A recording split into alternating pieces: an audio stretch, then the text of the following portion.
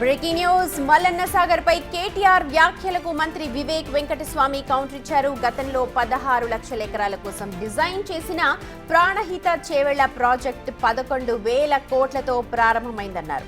కాళేశ్వరం వల్ల కాకుండా ఎల్లంపల్లి, శ్రీరామ్ సాగర్ ద్వారానే నీళ్లు వస్తున్నాయన్నారు.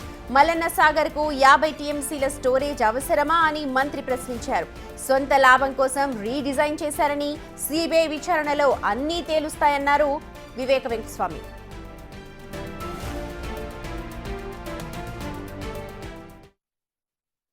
ఇప్పుడు మొన్న కేటీఆర్ గారు మాట్లాడేటప్పుడు లేదు మల్లన్న సాగర్ మీరు కాళేశ్వరం ఫెయిల్ అంటున్నారు, చూడండి మల్లన్న సాగర్ కూడా అదొక పెద్ద కుంభకోణం నా ఒపీనియన్లో. ఎందుకంటే అదొక మెగా ప్రాజెక్టు.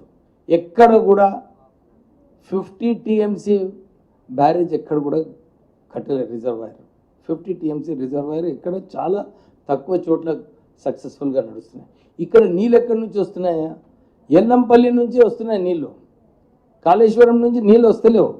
సో ఇంతకుముందు ఏదైతే ప్రాణహిత చేవెళ్ల ఉండేనో ఆ ప్రాజెక్టులో కూడా ఇదే ప్రపోజల్ ఉండే.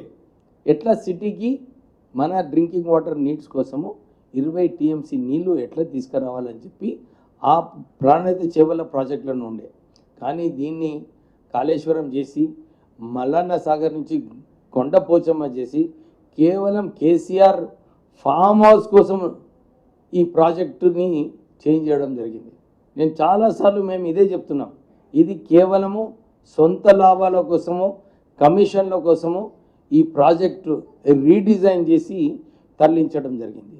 సో ఈ నిన్న ఏదైతే ముఖ్యమంత్రి గారు ఆలోచించి నిన్న భూమి పూజ చేయడం జరిగిందో ఇది ఒరిజినల్ ప్రాణహిత చేవెళ్ల ఏదైతే నీళ్లు రావాలనో 20 టీఎంసీ దాని ద్వారానే వస్తుంది. ఇప్పుడు ఆల్రెడీ వాళ్ళు మల్లన్న సాగర్ కట్టినందుకు దాంతో యూజ్ చేస్తున్నారు.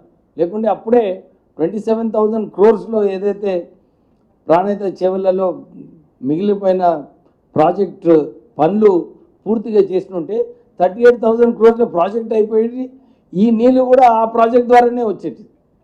సో ఏదైతే కేటీఆర్ గారు అంటుంటారో నిజంగానే కేటీఆర్ గారికి అవగాహన లేదు. ఈ ఇరిగేషన్ ప్రాజెక్ట్స్ అయినా కానీ ఏ సబ్జెక్ట్ మీద కానీ సరిగా అవగాహన ఉండదు. పైన ఆయన అదే ఎట్లయితే ఫారెన్లో మాట్లాడుతుంటారో అట్లా మాట్లాడుతుంటాడు. ఆయనకు అర్థం కావాలి, కాళేశ్వరం ఏదైతే నీళ్లు మల్లన్న సాగర్కి వస్తున్నదో కేవలము ఎల్లంపల్లి, శ్రీరామ్ సాగర్ ప్రాజెక్టు ఫ్లడ్లో నుంచే నీళ్ళు వస్తున్నాయి. ఎవరైతే కాంగ్రెస్ గవర్నమెంట్లో కట్టినారో అయ్యే ప్రాజెక్ట్స్ ద్వారా, టీఆర్ఎస్ ప్రభుత్వం ద్వారా కాదు. మళ్ళీ ఒకసారి మీ అందరికీ కూడా క్లారిఫై చేస్తున్నాను. బీజేపీ ఏదైతే చెప్తుందో ఇది వాళ్ళకు ఒక మంచి అవకాశమే. ఈ ప్రాజెక్టు 38 మొన్న అసెంబ్లీలో కూడా ఏం చర్చ జరిగింది, 38,000 కోట్ల పూర్తిగా అయ్యే ప్రాజెక్ట్ని 1,00,000 కన్నా పైన ఖర్చు ఎందుకు చేసిండ్రు? సిబిఐ బాధ్యత. అందు గురించి బీజేపీకి ఒక మంచి అవకాశం, మంచిగా సిబిఐ ఎంక్వైరీ చేసి ఎవరైతే దీంట్లో ఈ కుంభకోణంలో ఇన్వాల్వ్ ఉన్నారో వాళ్ళ మీద చర్యలు తీసుకొని మంచి